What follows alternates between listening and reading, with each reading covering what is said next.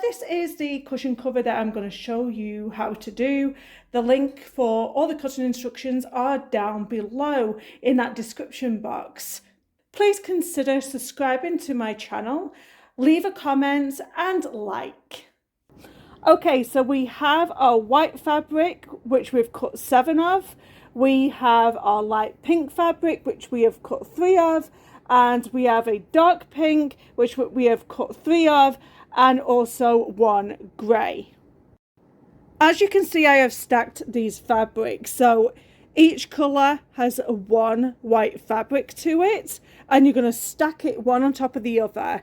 So you're going to have 3 light pink and 3 white, 3 white and 3 dark pink, and 1 white and 1 grey. So go ahead and stack them all together.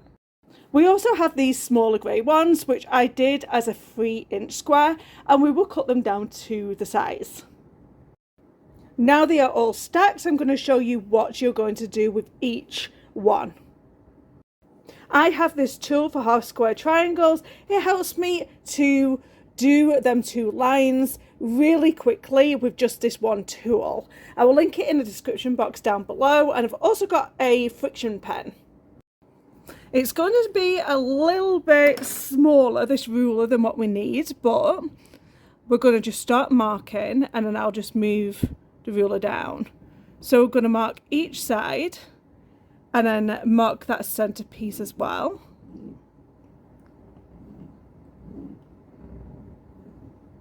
And then I'm just going to move that ruler down and keep it in line with what we've just done in order to get that other corner. So go ahead and mark that. It gives me my perfect center line on my 1/4 of an inch on each side.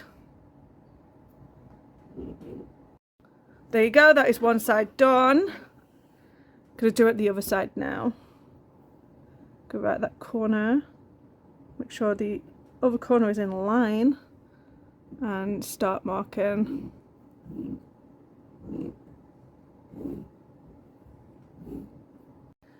And there you go. Now you can like pin them into place just in case you're worried about them moving on you.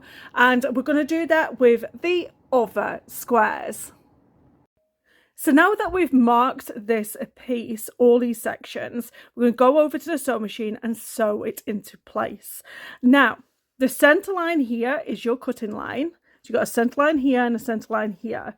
The 2 outside lines are your sewing lines. So you're going to go to your sewing machine, sew down here, and then sew down here. Okay, so these are all sewn up, and we are going to now cut. So first of all, I am going to cut through the centers of these.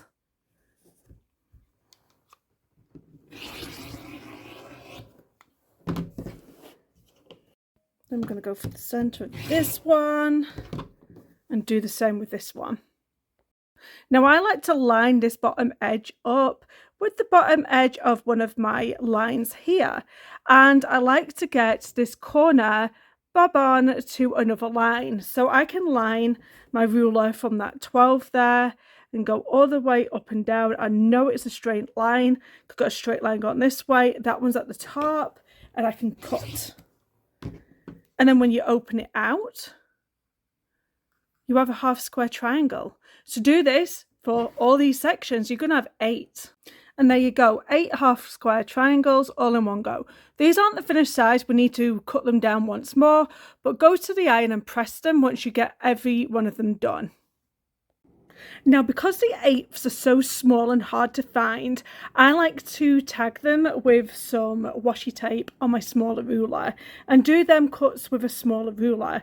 So I'm going to find my 5/8. You're literally just going to count down 1, 2, 3, 4, and 5.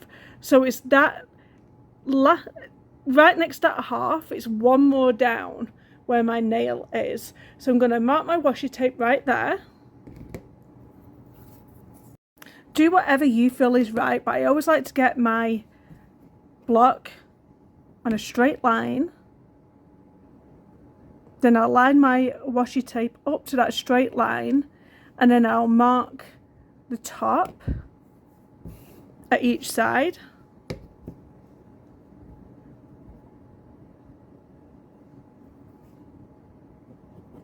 And then once I do that, I will line that up. Now I know that's a straight line, so I don't need to match it up to anything. I will get my rotary cutter and I will cut that off, and I'll do the same for the other side, and then I'll have that 2 5/8 that I need. When you do your half square triangles, you're going to use a mat that has a 45-degree line on it. You're going to match that 45-degree line with the line of the half square triangle. Then you're going to take your ruler and you are going to measure 2 5/8. It's not going to look right just yet, but just bear with me.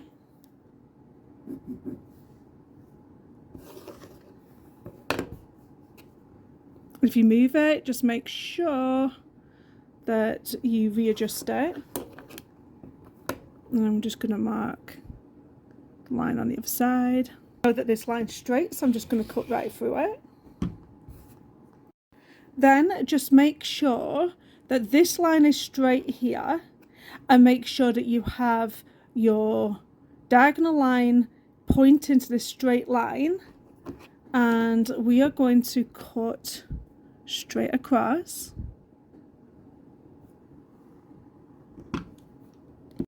And that will match the square that we have already cut. So continue on and cut everything to the 2 5/8.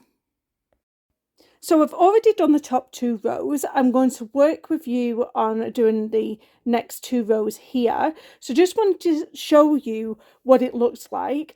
And it's exactly the same block. It's just the different colours and how it's turned around. I like to follow along with my diagram and just double check that everything's correctly. And then I just place my blocks just like this. And then I'll start sewing them. So, you know, you sew each row individually. And then you will sew this one right sides together, and you'll just go across doing that.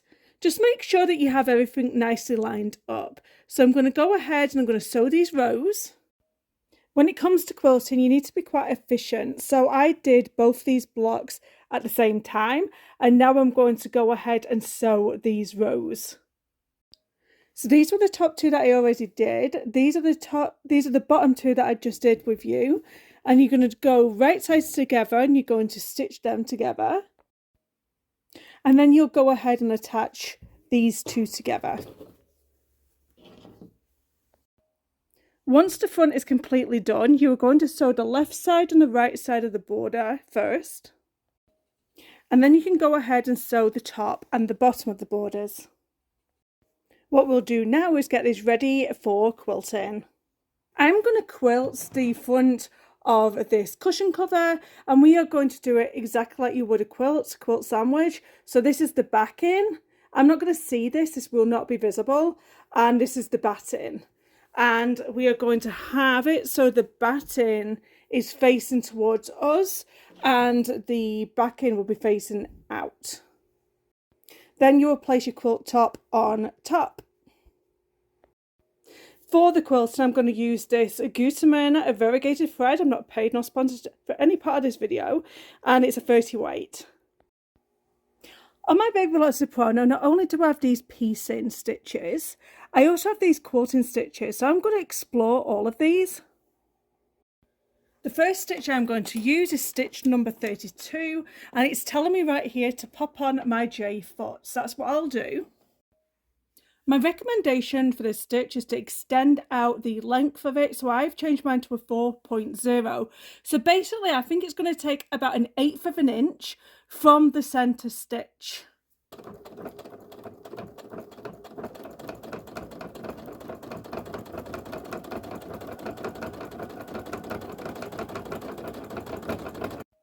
Okay, so this is what it looks like, and I do recommend that you practice because it takes a little bit of getting used to.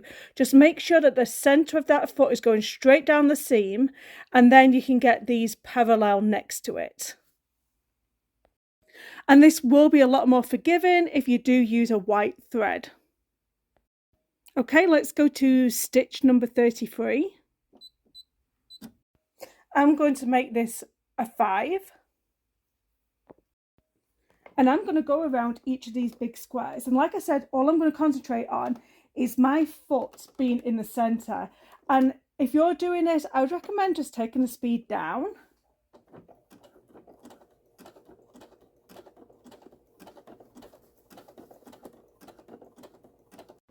Oh, I love how this turned out. Let's have a look at the next stitch. So the next stitch is going to be stitch number 34. When I did the first one, it doesn't really look like much, but when I actually widened and lengthened them stitches, it looks so much better. So this is on 5-0 for width and for length. The final quilting stitch is this meander stitch. So there's going to be an element of concentration here because you're going to want to make sure that everything is straight when you're doing this. And there is that meander stitch, what I think looks really cool. While I'm on this decorative stitch thing, I might as well do some more. I like this one here, this kind of crisscross one, this number 69. So I'm going to do that one. Now this one hasn't shown up as a crisscross because I have to have the same thread in my bobbin as what I did in my top, and I didn't. Okay, I'm now going to do stitch 90, and all I have to remember is make sure that my foot center stays in the seam. Maybe go a little bit slower. I went a bit too quick on this, and you really have got to make sure that that foot stays in the center for it to stitch out correctly. Now what I'm going to do is trim off all of this excess of this batting, and we're going to make it into a cushion cover. Now what you're going to do is make a hem at both ends of each of these. So you're just going to do one hem at the end. You're going to fold it over again, press and stitch into place. You're going to have your cushion cover face up, and then you're going to take your cushion covers, the pieces that you've just done. There is going to be some overhang off the edge, and you're going to overlap these.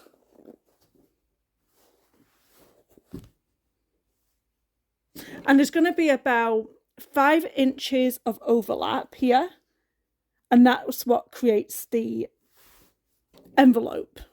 Now you're going to turn this the other way around, and then you're going to cut off the excess of either side. Then you're going to take this over to your sewing machine and sew all the way around this cushion cover. Once everything is complete, turn it right sides out. Here is the cushion cover. I hope you've enjoyed this tutorial. Don't forget to subscribe, like and comment down below. Thank you very much for watching. See you in the next one.